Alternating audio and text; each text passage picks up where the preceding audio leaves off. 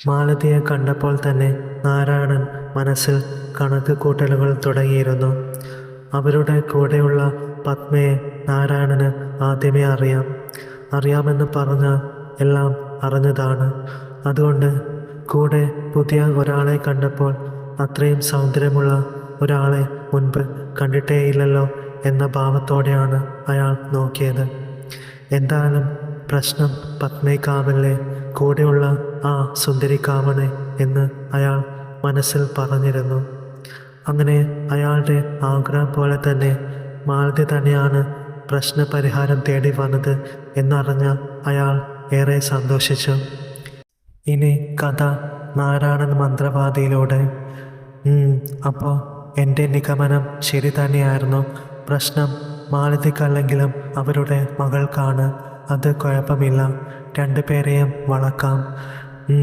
കാര്യങ്ങളൊക്കെ അറിഞ്ഞ ശേഷം വിളിക്കാമെന്നും പറഞ്ഞ് ഞാൻ അവരെ തിരിച്ചയച്ചു. എന്തായാലും കുറച്ച് കാലമായില്ലേ ഒരാളെ പ്രേമിച്ചിട്ട്. എന്തായാലും ആ മാലതിയെ കണ്ടാൽ 21 വയസ്സുള്ള മകളുണ്ടെന്നും പിന്നെ വേറൊരു മകനുണ്ടെന്നും പറയത്തില്ല. എന്താ ഒരു സൗന്ദര്യം! അപ്പോൾ ഇനി അവർ എൻ്റെ അടിമ, അയാൾ സ്വയം പറഞ്ഞ് പൊട്ടിച്ചിരിച്ചു. പുറത്തു നിൽക്കുന്ന അയാളുടെ സഹായികളായ പാണ്ഡ്യയും ചൊക്കനും ഈ പൊട്ടിച്ചിരി കേട്ടു. പാണ്ഡ്യ: ഇയാൾക്ക് എന്തോ നല്ല കോളത്തിട്ടുണ്ട്, അതാണ് ഈ പൊട്ടിച്ചിരി. ചൊക്കൻ: അതെ, 2-3 മാസത്തെ ശമ്പളവും ഇതുവരെ കിട്ടിയില്ല. ഇനി ഈ പ്രാവശ്യമെങ്കിലും വല്ലതും തന്നാൽ മതിയായിരുന്നു കള്ള മന്ത്രവാദി. അതേസമയം അകത്തു നിന്നും അവരെ തൻ്റെ വരുതിയിൽ കൊണ്ടുവരുന്നതിന് വേണ്ടിയുള്ള കരുക്കൾ നീക്കുകയായിരുന്നു നാരായണൻ. അങ്ങനെ 2 ദിവസങ്ങൾക്ക് ശേഷം നാരായണൻ മാലതിയുടെ നമ്പറിൽ വിളിച്ച് പിറ്റേന്ന് മകളെയും കൂട്ടി കാണാൻ വരാൻ ആവശ്യപ്പെട്ടു. പിന്നെ ആ ദിവസം വേറെ ആരെയും കാണണ്ട എന്നും അയാൾ മനസ്സിലുറപ്പിച്ചിരുന്നു. അങ്ങനെ പറഞ്ഞ ദിവസം കൃത്യസമയത്ത് തന്നെ അവർ അവിടെ എത്തി. അയാളുടെ മുന്നിലേക്ക് കടന്നു വന്ന അവരെ കണ്ട് അയാൾ അത്ഭുതത്തോടെ നോക്കി. മാലതിയേക്കാൾ സുന്ദരിയാണ് മകൾ. തൂവെള്ള നിറം, ആവശ്യത്തിന് വണ്ണം, ഉയരം, എല്ലാം കൊണ്ടും കൊള്ളാം. നാരായണൻ: ഇരുന്നോളൂ. അങ്ങനെ അവർ അയാൾക്ക് മുന്നിൽ ചമ്രം പിണഞ്ഞിരുന്നു. ഇവളെ കിട്ടിയാൽ എനിക്ക് രാജയോഗം തന്നെ, അയാൾ ഒന്ന് പാളി നോക്കിക്കൊണ്ട് മനസ്സിൽ ചിന്തിച്ചു. അങ്ങനെ അയാൾ കാര്യങ്ങൾ ഓരോന്നായി പറഞ്ഞു തുടങ്ങി. ആതിര, 21 വയസ്സ്, ചോതി നക്ഷത്രം. കല്യാണവും 21 വയസ്സ് തന്നെയാണല്ലോ കാണിക്കുന്നേ. അത് കേട്ടപ്പോൾ അവർ സന്തോഷത്തോടെ മുഖത്തോട് മുഖം നോക്കി ചിരിച്ചു. അയാൾ തുടർന്നു: പക്ഷേ ഒരു പ്രശ്നം ഉള്ളതെന്താണെന്ന് വെച്ചാൽ മോൾക്ക് 2ാം വിവാഹമാണ് ഗുണകരമായി കാണുന്നത്. അത് കേട്ട് അവരുടെ മുഖം വാടുന്നതും അയാൾ ശ്രദ്ധിച്ചു. മാലതി: ഇതിന് പ്രതിവിധി ഒന്നുമില്ലേ സ്വാമി? പ്രതിവിധി ഉണ്ടോയെന്ന് ചോദിച്ചാൽ കുറച്ച് പാടാണ്. ജാതകത്തിലുള്ളത് മാറ്റാനൊന്നും ആരെക്കൊണ്ടും പറ്റില്ലല്ലോ. മാലതി: അപ്പോൾ ഒരു പരിഹാരവുമില്ലെന്നാണോ? ഞങ്ങൾ ആഗ്രഹിച്ചതുപോലെ മോൾക്ക് നല്ല ബന്ധം കിട്ടില്ലേ? നാരായണൻ: സാധാരണ ഇങ്ങനെയുള്ള ജാതക പ്രശ്നമൊക്കെ വരുമ്പോൾ വിധിപ്രകാരം ഒരാളെ കൊണ്ട് താലി ചാർത്തിയ ശേഷം അത് അയച്ചു കളയുകയാണ് ചെയ്യുന്നത്. വേറെ കൂടുതലായൊന്നും ചെയ്യാറില്ല. പിന്നെ കുറച്ച് പരിഹാരങ്ങളും ചെയ്യുന്നതോടുകൂടി എല്ലാം മാറേണ്ടതാണ്. ഇതിപ്പോൾ മോളുടെ പ്രശ്നം കുറച്ച് സങ്കീർണമാണ്. മാലതി: എന്താണ് ആ സങ്കീർണത? ഒരു തരത്തിലുള്ള പരിഹാരവുമില്ലേ? നാരായണൻ: മോളുടെ ആദ്യത്തെ കല്യാണത്തിൽ ഒരു കുഞ്ഞുണ്ടാകും എന്ന് കാണിക്കുന്നുണ്ട്. ശേഷം ആ ബന്ധം വേർപ്പെടുത്തിയ ശേഷമുള്ള ജീവിതത്തിൽ ഉയർച്ചയും കാണുന്നുണ്ട്. പിന്നെ പരിഹാരമുണ്ടോ എന്ന് ചോദിച്ചാൽ കുറച്ചുകൂടി നോക്കിയാലേ പറയാൻ കഴിയുകയുള്ളൂ.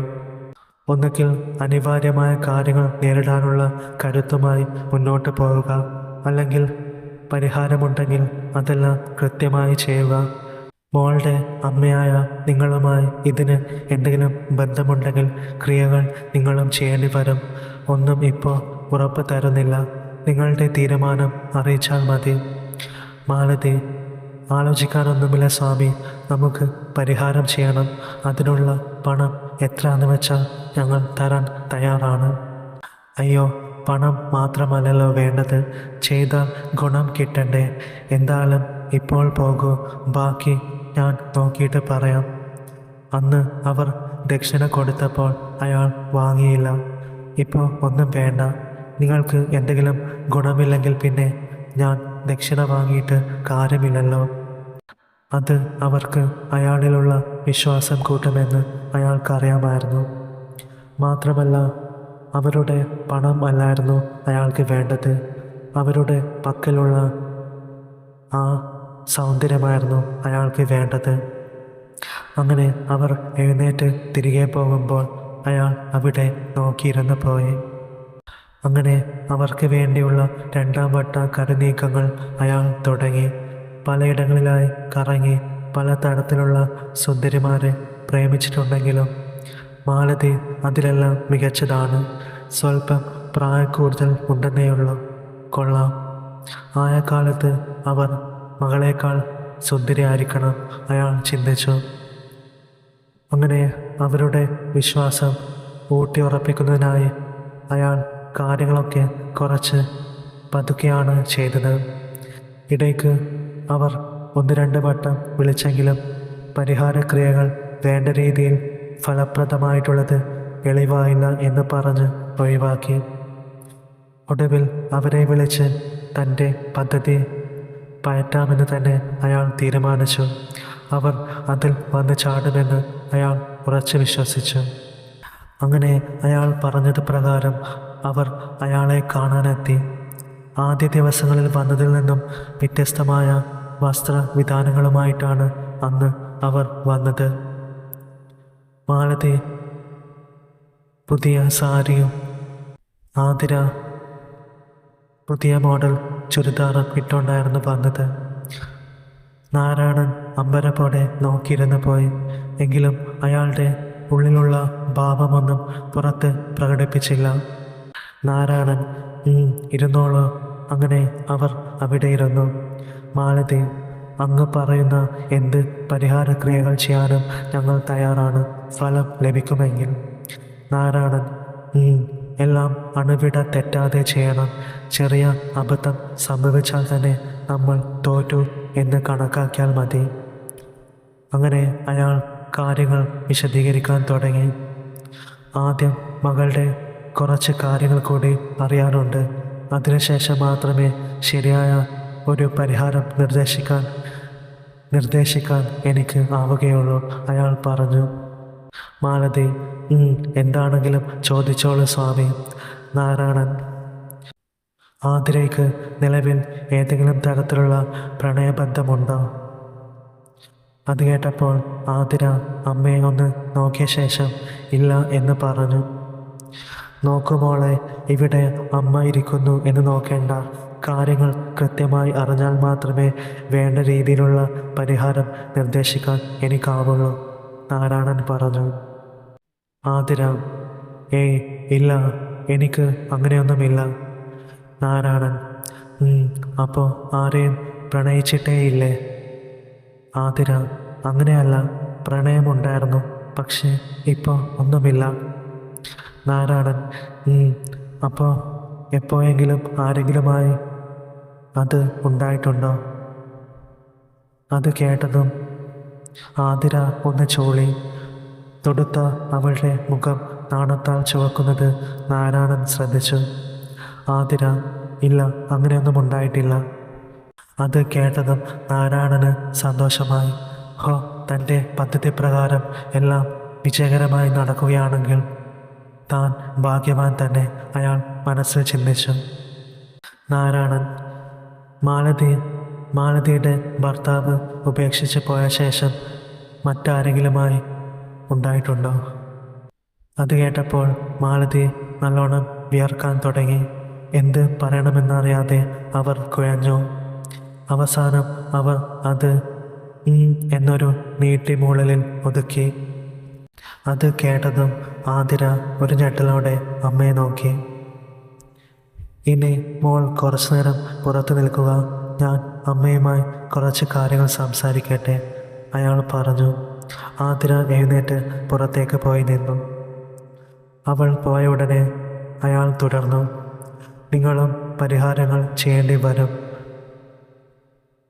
ചെയ്തോളാം സ്വാമി, അവർ പറഞ്ഞു. അയാൾ കാര്യങ്ങൾ വിശദീകരിക്കാൻ തുടങ്ങി. ആദ്യത്തെ കല്യാണമെന്നത് ആതിരയുടെ ജീവിതത്തിൽ ഒഴിച്ചുകൂടാൻ പറ്റാത്ത കാര്യമാണ്. അതുകൊണ്ടാണ് ഞാൻ അവൾക്ക് മറ്റെന്തെങ്കിലും പ്രണയബന്ധം ഉണ്ടോ അല്ലെങ്കിൽ വേറെന്തെങ്കിലും ബന്ധമുണ്ടോ എന്നൊക്കെ ചോദിച്ചത്. അങ്ങനെ എന്തെങ്കിലും ഉണ്ടായിരുന്നെങ്കിൽ നമുക്ക് അത് വെച്ച് കാര്യങ്ങൾ പെട്ടെന്ന് തന്നെ മുന്നോട്ട് നീക്കാമായിരുന്നു. അതില്ലാത്ത സ്ഥിതിക്ക് കല്യാണം നടത്തി സാങ്കല്പികതയിൽ എല്ലാം കഴിഞ്ഞ് അനുയോജ്യമായ നാളിൽ ബന്ധം ഏർപ്പെടുത്തണം. പിന്നീട് ബാക്കി ക്രിയകളൊക്കെ ചെയ്യണം. അങ്ങനെ എല്ലാ കാര്യങ്ങളും അയാൾ അവരോട് പറഞ്ഞു. അപ്പോൾ ഇനിയുള്ള കാര്യങ്ങളൊക്കെ നിങ്ങൾ തീരുമാനിച്ചിട്ട് പറയും. മാലതി, ശരി സ്വാമി, ഞാൻ അവളോടൊന്ന് സംസാരിക്കട്ടെ, അതും പറഞ്ഞ് അവർ പുറത്തേക്ക് പോയി. അവർ തൻ്റെ വലയിൽ വീണിരിക്കുന്നു എന്നുറപ്പായപ്പോൾ നാരായണൻ സന്തോഷിച്ചു.